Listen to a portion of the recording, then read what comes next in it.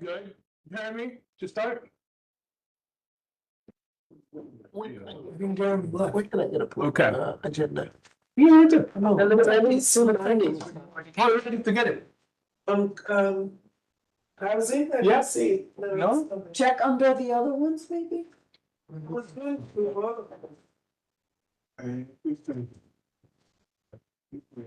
Oh, your name?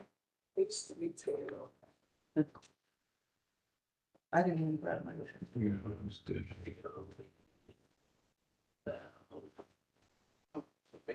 Where was it?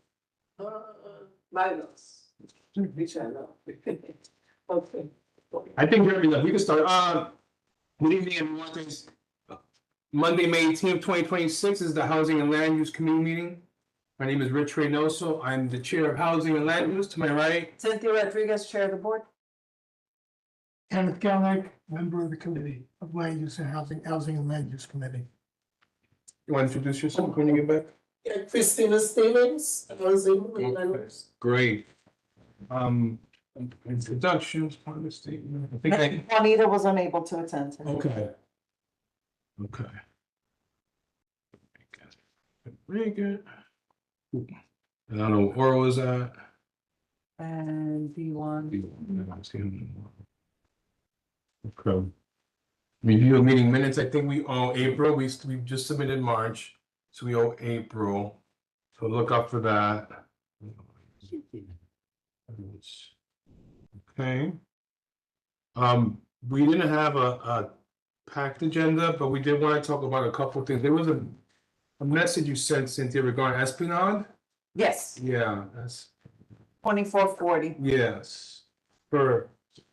So Ted, and I think you're on, and thank you for joining us. Have you heard of anything for that location? It's 2440 Esplanade?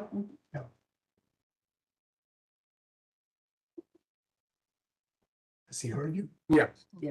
Okay, can you hear me now? Yes, sir. Oh, okay, I'm trying to unmute and then start the camera. We hear you. Um, It's a little low. Yeah. Okay, oh, there you go. There you 2440 Esplanade, that's the old synagogue? Yes. Okay. Probably a couple of years ago, maybe. We heard, it wasn't to do like how regular housing. I think they weren't sure what they wanted to do with it. And that was the only time I ever heard anything about it. There was something on the website about it being converted to a 70-unit residential building. Not that HPD has anything to do with the financing, but just curious if you've heard or seen anything across your desk. Well, no, I mean, if it was, it's obvious it's not city owned, and if they're not interested in using our financing, we would not officially be, I mean, even if they end up using one of the tax incentive programs that are supervised by HPD, they're sort of as of right, as long as they do it correctly, you know, and they'll get it. And some of those programs do require like 30% of the units be affordable. But that's about as far as HPD gets into those buildings. We'd rather they use our finance programs. Because it makes more units affordable. But, Mhm. you know, in your district, very few developers feel that they need that. Yeah, we've noticed that. Mhm. So since I have you here, I'm gonna give you, it's gonna be like a fire drill, right, Ted? Sorry? Since I have you here, I'm gonna ask you a couple update questions for some Sure. of the Sure. properties that we've had some questions on. So 1632 Wallace Avenue, and we've been talking about that for a few months now. Have you heard any movement in trying to get folks placed into any HPD housing at all? We sent a letter of support out for the elected officials, but have you heard any movement on that building at all? On Wallace, you said? Yeah, 1632. No, doesn't ring a bell to me at all. That was the one that was afflicted with the fire. Oh, uh-huh. Mhm. No, we're not involved. Yeah. Okay. Okay. We'll keep following up because that's what we're trying to get people housed and they're still, I'm assuming still Still, in yeah, the shelter system. and the shelter is so crowded and most of them are still there. Yeah. Yeah. Okay. And there are no apartments. I have none. I've been trying to help some of them. I just don't have any. Wait, wasn't that 2019, Wallace? Was it 2019? That's, we're talking, which 2910 Wallace Avenue. 2910, 2910, Wallace Ave, by 29. Sorry, 2910. 2910. 2910, yeah. But I think either way, he hasn't heard anything about it. Okay. Okay, that's fine. Okay, the next question I had was regarding the Fine Fair project, the Boston Road residential property. Any updates there that you've heard? 2560. I think our finance people would ask them for additional, underwriting information. Okay, It's a large project, yeah, I mean, it's in the pipeline. still. yeah, but they don't have to come back to the community board for any adjustments or changes to the scope of work, right? Well, they did, didn't they? They came in They can't, yeah, but nothing for, yeah, just for an update, nothing for us to vote on or anything. Well, it doesn't require your vote, but we told them they had to, we made that a requirement. I mean, they are definitely asking for HUD financing. And we told them that because that went from 300 and something, 333 units up to like 480 something units, I think. And we felt that was significant, and that was after Euler. It went through Euler for the rezoning. It's privately owned, so it's what we call a private site rezoning, where the private owner, the developer, without HPD, goes to city planning and asks for rezoning. They did that. Slate is the developer. They did that, and that's fine. And that, that went before your board, the Euler. But then after that, after you had your say, they then changed the project. And so we told them, well, you have to go back to the community board and the council member who had changed, and to tell them that it's changed. Not that there's any official action to take, but it's just the right thing to do. If there's been a change, people should know. And I got a question on that. Do you know if did they need to go to a different zoning for that? Or were they allowed to increase the project under their zoning? The zoning rules had changed. City. There was 2 years ago, there was the City of Yes changes that went through changing some of the zoning resolution. That was mostly it. I mean, last year at the November election, there were changes in the city charter. But in the case of Boston Road, there was more, the changes that were made allowed them to go into a higher density. So it's still an as of right project. Well, the zoning, because if they're doing it, if it's as per zoning, or if it's as per zoning, then that's the definition of as of right. I mean, they still have to get permits and because they're asking us for financing, they certainly need HPD's approval for the project. Okay. Anyway, speak of City of Yes. Any updates in that regard? Any updates on timing or changes in timing from your perspective? No, I mean, not other than, what we talked about in the past. Have you seen any new applications that may be coming in the next couple of months? Well, there is well, I'll go back in a second to what I was Yeah. gonna say. I want to talk, if I have a minute, about ELERP.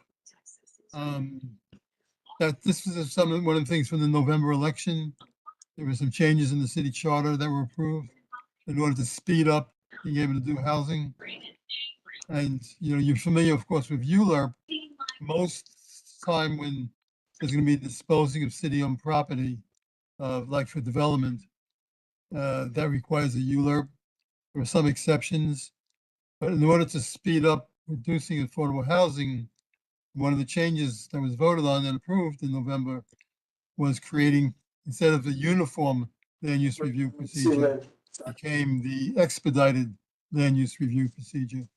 And what that basically does is, for city-owned properties, it eliminates city planning from the process. Still goes to the community board, still goes to the borough president, and then it goes then to the city council. So it take away the city planning commission part of it. Okay. So there's nothing in your district coming up that I'm familiar with that, would involve that, but just be aware of it if somebody talks to you about it. And now in terms of specific projects that you're asking, 626 Pelham Parkway South. Um, You know, I don't know how much discussion your board has had about it. I know there's been some people, there's been some unhappiness, there's been some misinformation as well. Yes, But that's the old bank building Yeah, on Pelham Parkway South in Bolton. yes. Uh, It was bought by an organization, I don't know, a year ago, more, I guess. And they want to do supportive housing there, but they have a different model that they're proposing in this particular organization. And that's where it is at this point. You know, our usual supportive housing, the building would be 60% formerly homeless, 40% general population. And would usually be mostly studios and one bedrooms. The model that is being proposed by that organization for that site is smaller units, sort of like it's a type of shared housing. So each apartment would have its own bathroom. They're not SROs, they're not shelters. It's absolutely not a shelter. Right. It's permanent housing. But and they'll have in each apartment, there'll be like maybe a microwave or toaster oven, but not a full kitchen. And each floor would have a common kitchen that people can produce whatever they want to cook. So that saves some room, and that's how you get more units. So it's designed for a specific type of people who will be, again, coming out of the shelters and others who would be happy to live in that kind of setup, you know. So, that's where it is. okay. Any other projects besides 626 that you see coming down the pipeline? No, not that I'm aware of. Because like I said, usually developers, the one who are buying properties in your district, they feel they don't need financing from the city. They could just do it on their own for private financing. Cool. Any questions for Ted? Go ahead. Ted, I'm curious whether or not, 2111 White Plains Road, I don't know who owns it, I don't know. All I know is that I see a building going up on 2111 White Plains Road. Do you know anything about it? Uh, hmm. I've heard something about it, but I'm not remembering. I'm sorry. I can find out. Sure. You can follow up, yeah? Okay, and then, I'm curious, I understand that the city uses certain, formulas in terms of calculating minimum square footage per family, based on your family composition. Let's say a family of three, generally speaking, would be, I don't know, 600 plus square feet. Do you know what those are off the top of your head? Not off the top of my head, but let me see if I can hopefully find it.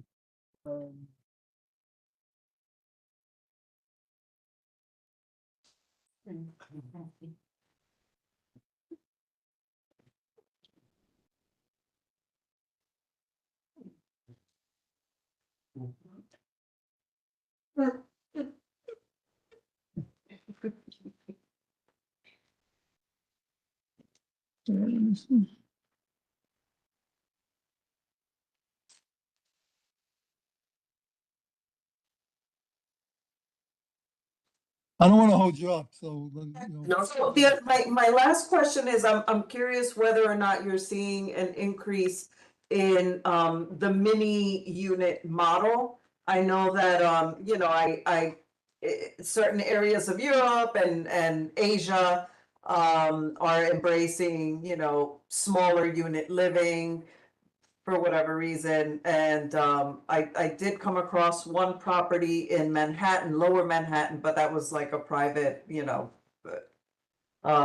building, I think it's called the Gramercy or something.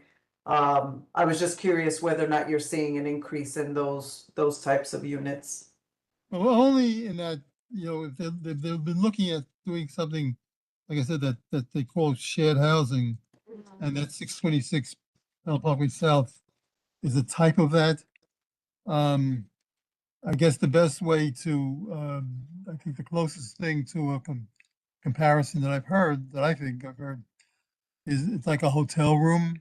Right, And so of course that's smaller square footage than a regular apartment. right. So, and I know that's one of the concerns. I mean, I think at a previous meeting I was at, people were concerned about, well, it wasn't right to make people live in something that small. Yeah, Nobody's being forced to live there. correct. But I guess if you've been in a shelter for a while, For a good reason. that you might be, and you're one person, that it might be enough, might be all right. Yeah. I did find the square footages Oh, here. great. So let's see, for a studio, from 350 to 400 square feet, a one bedroom, 500 to 550, a two bedroom, 650 to 725, three bedroom, 850 to 950. And for the occasional four bedroom, 950 to 1075. Those are our guidelines. Okay, We're actually larger than is required by the buildings department. really? Yeah. So I should be able to find something similar on the buildings department? Like what their guidelines might be? Well, down. Yeah, Okay, they would have, and sometimes it's done by room, so that each bedroom is a certain, in fact, I don't have that handy, but I know ours, they split it up. So each bedroom has to be a certain size, the living room, if it's supposed to be a certain size, the kitchen, certain size.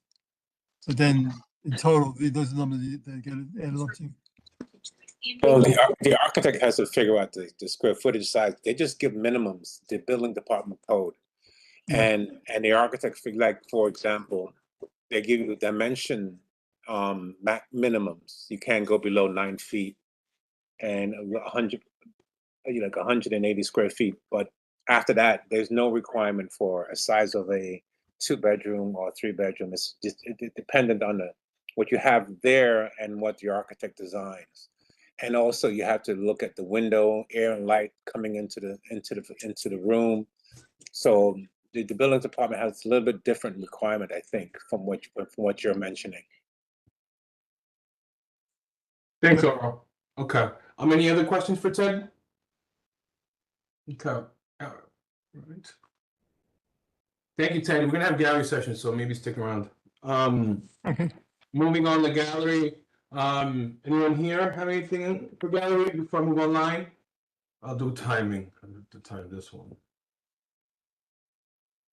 1 I second. have a question in case you haven't seen my hand up. See all the hands. More. so I think Kay was first. Kay, And I need my bag. hold on. I'm not gonna. It's Kay first, then I think it's Roxanne, then it's you, Christine, then it's Diana Finch. So Kay, you have 2 minutes. Go ahead. Hi, thank you. The reason why I raised my hand at the end of the leadership meeting was when you mentioned the borough president's letter of district needs and borough needs. The young lady to your left, and it looks like a beautiful bright green shirt to me. I'm not good with names. I apologize. She brought up the point I wanted to bring up about, I think one of the number one priorities is because of the number of fires that we've had here in this particular borough over the last few years, rehousing those folks should be a priority. I understand it's like there's many people who've been waiting years also, but these are, I'm going to call them innocent victims. They were taken away from their homes because of a devastating event. And that's, so if I could somehow, if I'm allowed to sign on to the letter or something, I'd really appreciate it. That's point number one. Point number two is the Esplanade property. We are seeing an increase in all types of housing coming in, but these like, I hate to say SRO type things, maybe we should be looking at more family type structures for people, more comfortable settings so that people will stay and become part of the community as a whole. The next one is 2111 White Plains Road. I was just there earlier today on White Plains Road, and I'm trying to picture where this is. As far as I know, White Plains Road is basically like businesses. How are they going to build housing where there's businesses? That's kind of, But confusing. it's next to the Planet Fitness across Yes. from the Chase. Marin. Think about it. Oh, okay, okay. Next the to further the parking lot. Yeah, because that has been more or less underdeveloped for like, when did that fire happen there? Like, look, maybe a year ago, I feel like. No, there was a fire there Was it Senate? at least 10 years ago. That's what took out Proland Sports, the jewelry store that the Mr. and Mrs. Cohen owned. The original, I'm here 34 years. So there were businesses there, and there was a fire there at least 10 years, maybe 12, 15 years ago. But there was one that was recent, actually. That's why Oh, that place was empty. There was a really big, yeah, there was a couple businesses there. So that's an oh, interesting. wow. All right, Actually. so that makes sense, because Yeah, that so space that's is what empty. the building there was financing it. So Ted doesn't think it's HPD, so it's probably private financing. Okay, so it's not gonna be another, like, sticking people into these units. And Right. what Cynthia was discussing about Europe and other places is called social housing. Basically, Hey, sorry, keep going. is basically what the model is. And Vienna is one of the top places where you find these models Uh, and stuff. So that's basically what you're discussing. In Asia, it's like 2.0 with it, because you have so many. seconds. It's like so overcrowded that you have people like cramped together in these spaces. And that's it. That was all that was on my list. All right, thank you, Kay. Appreciate it. Thank you for hearing me. Always. Go ahead, Roxanne, you have your time. Was the other person time? Or- Yes, I have time to. I'd like to time- give a second warning. First regarding, Yes. I have to agree with the current councilwoman at the recent local Morris Park meeting. She said about dignity over density. And just because someone was homeless doesn't mean they don't deserve a regular apartment like anyone else does. But I'm going to move on for 626 Park South, because I know this board is really pushing for micro units for some reason. Regarding 2560 Boston Road. I mean, Ted Weinstein from HPD made a point that even though you don't have to, you should, because it was brought up to the board beforehand and the board voted no. And now they increased the density. It was bait and switch.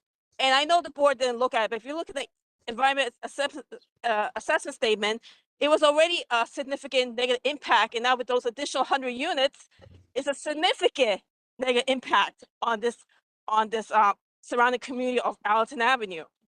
And I don't know why the board refuses to hold a public hearing when I requested it weeks ago, or even hold a vote on it. It seems like this board is run by just a few number of people deciding what's on the agenda, what they're going to vote on, even though they don't have to vote on it, but they choose what they want to vote on. And that's not fair, because this was brought to the board. It's going to have a more negative, significant impact on the area. And we should at least have the public hearing like I requested months ago, because this is bait. And Slate Property Group is a notorious predator landlord, and Ted Weinstein could confirm to that. They've been sued by many buildings throughout the city of this landlord trying to push out people, longtime residents.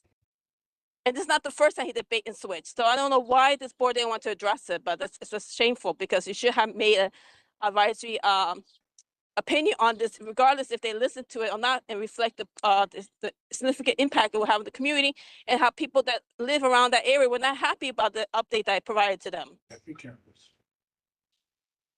So we consider holding a public hearing, or at least voting on it. I don't want to have a public hearing. I mean, I don't want to vote. I don't want to even open to discuss. I mean, my perspective, and I don't like doing this, but I'm gonna do it. 2560, we asked for a lower AMI, and we got it. I'm not gonna chase everything that, like, it's not. We have to compromise sometimes. So I wrote your letter. I sent them the letter. They listened to the letter. We got the lower AMI. Now I But can't. I that was can't the fight for letter that funding. I sent to you guys because you didn't even want to request a lower MI. You were pushing back on that until A little bit, but I gathered the troops. I sent the lawyer AMI letter, and we got the victory there. Okay, so I'm But- not. I have to pick and choose my battles here. Okay, so it doesn't hurt to ask for it to be considered because I was the one who did that letter. You guys didn't want to address the AMI until I kept bringing it up and bringing it up and getting Listen, you pushback. got the victory. You got the It's a AMI. victory. Now, There's no let me such thing as victory. It's finish. about Let me trying finish. to Let me finish, mitigate guys. the issues for the community. That's what it's Hey, about. listen, It's not about win or loss. on the board, we get to pick and choose what we vote for. Unfortunately, my friends. Okay. I'm sorry, what? That's how this works. I asked Ted if they're coming back, they don't have to come back. I'm not. I think we're okay with the AMI. But that's what we wanted. Unfortunately, okay. But what about what the community wanted? I mean, unfortunately, be part of the community board, make some change. All right, that's all I want. I want all of you on the screen to join this board, make some change. Okay, and you still have time if you want to go. Okay. All right. Thank you. And I come to the full board meeting, talk about it again. I will address everything that ever comes up. I never dismiss anybody. Okay. Okay. I'm gonna move on. Thank you, Roxanne. One thing to Sure. I need to address these allegations of Mike pushing a Well, let me particular. finish gallery, please. Let me get to be quiet. You stay here for 2 hours. So, Christine, you're next. So you have 2 minutes. Hi, I'm sorry I have terrible reception, so if I didn't hear some stuff and it's already been said, I apologize. My question is to Ted, and the question is about the funding. There is so much misinformation being given out to community members about the funding of the BRC. Can you talk a little bit more about how they're being funded, if you know sort of the answers to those questions? Or yes, questions. And if there is any public tax programs that BRC is using, will that, sort of, then allow for CJA to be kicked in? I'll pause your time there. Go ahead, Ted, if you have a response. Yeah, the application for 626 Public Health, they are asking for financing through our supportive housing loan program. Which, like I said, typically 60% of the units are people coming out of the shelters who've been screened, and 40% would be with the lottery, the general population. As of now, those are the numbers that this building would be as well. It'd be the same kind of breakdown. The difference is they're talking about doing smaller units. I mean, it's something that is being looked at as possibilities in other areas as well, but nothing is definite. But they came in with a specific proposal as to how they think it could be done. And that way you can have more people. Again, there's a terrible shortage of affordable housing. It's even worse about housing, getting people out of the shelters. It's still like 60,000 people each night in the shelters. And so if there are people who can be living on their own, so, we need, the best way to fight homelessness is to provide homes. And so that's what the Bowery residents people are proposing. It's not been approved yet, it's still being discussed.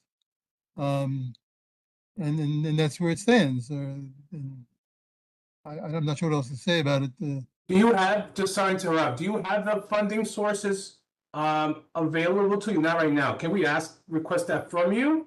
It would be through our supportive housing loan program. That's one of our financing programs. So who's the contact you know? The contact for that?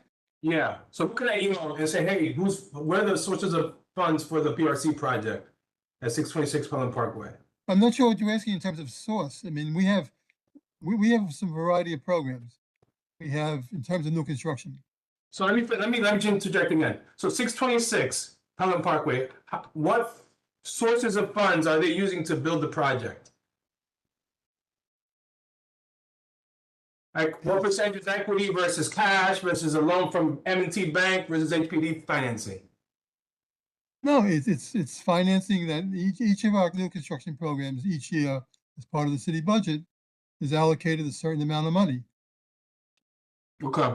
Oh, that's be Like we have a program called Ella, for extremely low and low income affordability. Okay. My, That gets a just, certain amount of money. You go ahead, Christine. Yeah, it's your time. Ted, I just wanted to again ask, is any of these programs that BRC asking for would then any of those programs would trigger the Construction Justice Act? I'm sorry, I don't know what that is. Okay, Ted, I'll contact you personally to get that information. Maybe we can, yeah. Okay. Okay. Thank you for that question, though. I didn't even hear that before. Yeah. And you have more time, Christine, if you want it. I'm sorry, you broke up on me. Can you repeat that? You have more time. If you have Well, if you want to. Yeah, no, I definitely wanted to say that I am in support of BRC and the development that they're proposing and at Pelham Parkway. Kay Cardona in a couple of meetings, made a very good point about, residents from the Wallace Avenue fires still being displaced. I think it's really important that we get those families who are in need of bigger units back in the market. There's so many young people today and people who could be living in these types of units, instead sharing apartments that could be going to families. So I definitely see that as a plus. Thank you. Thank you. Okay. It was Robert. No, I think Diana. Diana picked, yeah. Yep, you're next, Diana, then Press, then AJ. Okay, so I'm really glad that Ted is here tonight because I have to say that the amount of misinformation that is floating around the community over 626 Pelham Parkway South is really dismaying. As the chair of Bronx Park East Community Association, I have a lot of people who come to me to ask me what is happening. Why is a men's shelter coming to Pelham Parkway? I just had people ask me this weekend about this. Somehow, because of the level of discourse, people are getting the impression that it's a shelter, it's a men's shelter, it's an old style SRO, it's going to be people with addictions and substance problems who are going to hang out on the sidewalk and harass people and beg for money. And there was none of this over 2330 Bronx Park East, which is run by Postgraduate Mental Health Corporation. I don't know if Ted is familiar with that. Yes, It was I am. opened. Yeah, it's a very similar project. It opened in 2010. It's the same kind of residence. It's the same very small apartments. So I think that, it doesn't have this new model of the shared kitchen, but it does have communal spaces, a central courtyard just for the residents. So I just hope that the community board does a much better job of getting the information out about 626 Pelham Parkway. And thank you, Rich, for asking all these questions in the meeting tonight about it. I think that the last meeting that we had, unfortunately, it kind of ended with all this frenzy of questions and people very upset about this, on both sides. And that wasn't a good way to end the conversation. So my plea to the board is more information, a calm discussion, and look into how similar it is to 2330 Bronx Park East. And Ted, do you have anything to say about 2330 Bronx Park East? No, I mean, we never hear about it because there's no problems. I laugh sometimes because we have an elected official who once lived in that building. Richie Torres, right? Yeah. And, not in the formerly homeless part, but in the, general population part. And the one other point I would make is even the people who are going to be in the formerly homeless part, they're gonna have, these are rent stabilized units. They will have a rent stabilized lease, each one. If they want to live there for 40 years, they can live there for 40 years. If they want to move out in 2 years, they can move out in 2 years. It's like any other apartment when it comes to the rent system. All right, thank you, guys, that's time. Mr. Press, Just some information for you, 2440 Esplanade. A Mhm. developer tried to build there before, but because it is right over the number 5 subway line tunnel, no basement can be built there, and that project was scrapped. So I seriously doubt a 70-unit building is going to go above a subway line. true. Fine fare. Once they come before the community board and you ask them questions and then you approve it, that's it. They don't have to come back. While I was on board 8, we had a similar situation. We I'm approved. also waiting to speak. Hold on. Go ahead, Press, you have your time back. Go ahead. We approved a project and then it was changed and we were told, well, we had our chance before when the project was, brought before the board. So what you need to do though is you need to find out what the construction plan will be, where the equipment will be stored, what streets will be closed, and how they plan to build the building. And that's how you can keep control of that area, or you can hold them accountable. And finally, 2111 White Plains Road, Marin Place, is going to be 12 stories, I'm told, affordable housing, and the entrance will be on Marion Place. That's why they can go to 12 stories. And as Ted will tell you, if they put in X amount of affordable housing or other items, that's how they can get the extra height. That's from, what is it? I forgot what it was. It's from years ago, because under Borough President Diaz, he came to my board, Board 8, when they were doing the increases in the heights. So we advised him on that. Whatever it was. Thank you. No, thank you, that's actually helpful in terms of the construction plan, equipment, et cetera. That's actually really good. Thank you, Press. Up next, AJ Ramos. Hello, can you hear me? Yes. Yes, I just wanted to go on record saying it's inappropriate to talk to our seniors like you just spoke to Ms. Roxanne, especially if the board just noted in the last meeting they forgot to bring up the item for public comment for an affiliated friend of the board who's at this meeting. Optically, this is horrible. Please serve the community, not your own personal interests or friends who put batteries in your backs. The board should be holding public hearings on every issue before the general board votes on them as well, per the audit and charter.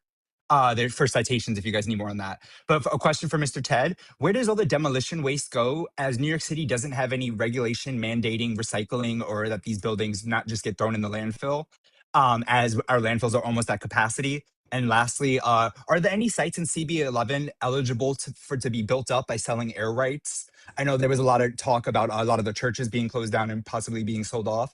I just wanted to know if there's a way that they can help fund renovations by selling off these air rights and let some of these other buildings get up a little bit higher to put real apartments, not just these single SROs. Especially knowing that all buildings built before 1974 are automatically rent stabilized per law. Any help or information on saving the neighborhood? Thank you so much.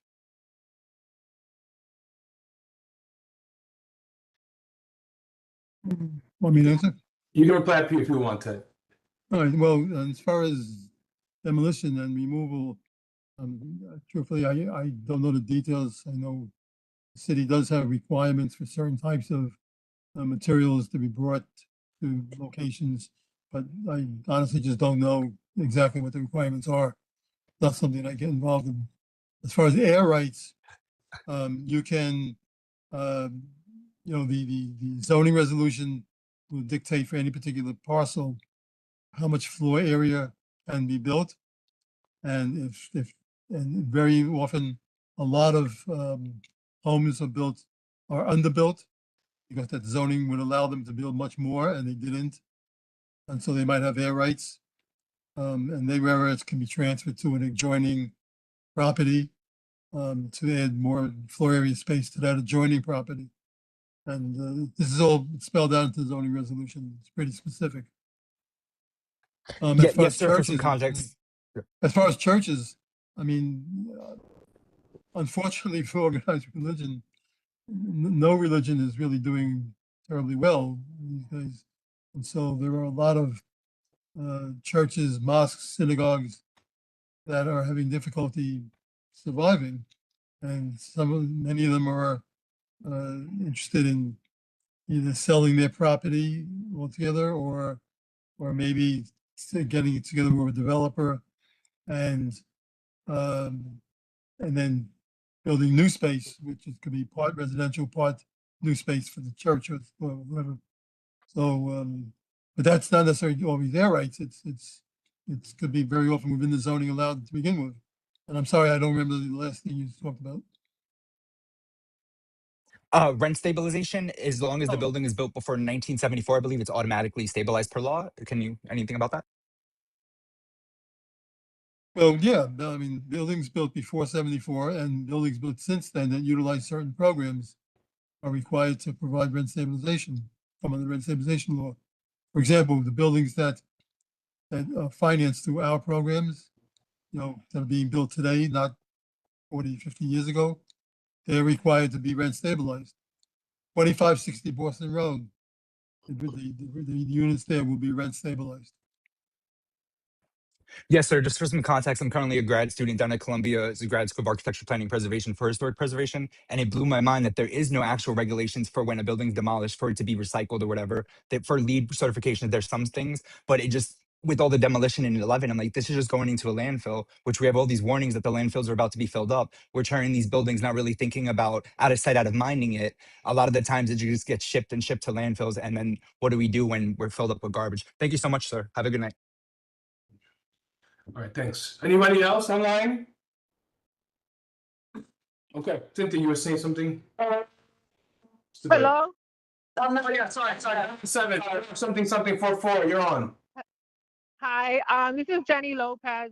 I'd like to address some points that were brought up earlier, specifically to the comparison to the building on 2330 Bronx Park East. I just want to make sure that people do understand there are significant differences between that building and what's proposed. 2330 Bronx Park East has only 62 units. That's the first difference, where BRC is proposing 106. All the units at 2330 Bronx Park East have kitchens inside each unit. And that is significant because each person who lives there has the ability to thrive on their own and have privacy and live with dignity. The proposal that BRC has put up does not provide a private kitchen in each unit. And that is a significant difference. And I think some people want to downplay that, but it's a significant difference that we need to all be aware of. And what are we doing to this very vulnerable population? Another significant difference is that building is not operated by BRC. They have very few vacancies, very few job openings. If you look at BRC's vacancies and job openings, there are hundreds of them. They have high turnover, they have poorly trained staff, they have staff that are told not to get involved when there are fights that break out. They have to rely on the police. So this building will rely on the police to settle any issues that arise. So there are significant differences. These are not the same. They will never be the same. And anyone who thinks they're the same are not giving you accurate information. Thank you. Okay, thank you. I'm gonna say something and then I'm gonna let Cynthia say something. I'm gonna say this. This is the as of right project for the 55,000th time. This does not have to come to this community board, okay? And there are 1,000 other issues we could be discussing, but the community is hyper-focused on this one. It's not up to us. I appreciate the pressure that we're making on all of this, but there are a million other things we could be talking about. We have a bunch of fire victims that don't have housing, but yet we still talk about this. It boggles my mind every week. I'm gonna be 1,000% frank. That every week we're talking about the same thing. But let's help the homeless right now, literally. But we can't. Our neighbors up the block. It drives me kind of crazy. And I'm gonna stop there, but there's a lot of other things we could be focusing on. This specific issue with 626 is not up to our community board. We could, if that was the case, we'll talk about every single thing all the time. And for those things they want to say, come and join the board. It's a thankless job. Trust me. I've been on it for 5+ years. Okay? I'll get off my stool. Go ahead. Yeah. Yes. It's extremely frustrating. And then, there's this narrative that that we held a meeting with BRC a month or two ago, or whatever, and that we didn't listen to the community. Every single person that was in this room was heard and was heard respectfully. There was no back talk. The only time where things went left a little bit was at the very end because we were running behind and we had another meeting. Yes. We were trying to end the meeting so that we can move on to our next meeting. Somehow it became this, we didn't listen and it is completely fabricated. It is inappropriate because what it does is then it sets the community board against the very people that we're trying to listen to, that we offered a place to listen to. At the end of the day, not everyone is going to be happy because when you say yes to one person, you may end up saying no to another. We cannot make everyone happy. We are trying our best to follow the process. Do sometimes things fall through the cracks? We are imperfect and we are human and we are doing the best we can as volunteers who dedicate our time. And as Rich said, this is an extremely thankless job. Now, I'm gonna move away from that for a minute, and I just wanted to mention that yesterday or the day before, the mayor's office released the speed report. I forwarded it to Jeremy this morning. Hopefully we can send it out to everyone. But, there was a big announcement on social media. The governor posted about it as well. And basically it's like this, What's it called? the speed report. And it's like with the goal of kind of cutting through a lot of the bureaucracy and the roadblocks to building in New York City. So, if anybody is interested in kind of, becoming acquainted with that, please read the speed report or just, look up some of the articles and stuff that have been written about it so far. Okay. And that's it. That's all I have to say. Great. Moving on to motions, we don't have any old business, we don't have any, I don't think, any new business? Okay. I welcome everyone to come to the full board meeting next week and to keep coming to these meetings. Let's keep challenging each other, all right? We come back here every week, every month, all right? This is part of our job, we don't mind it. All right, motion to adjourn? Second. All right, all those opposed, all those in favor? Aye. Have a Thank good night, you. everyone. Each week, first. Thank you. Good night, everybody.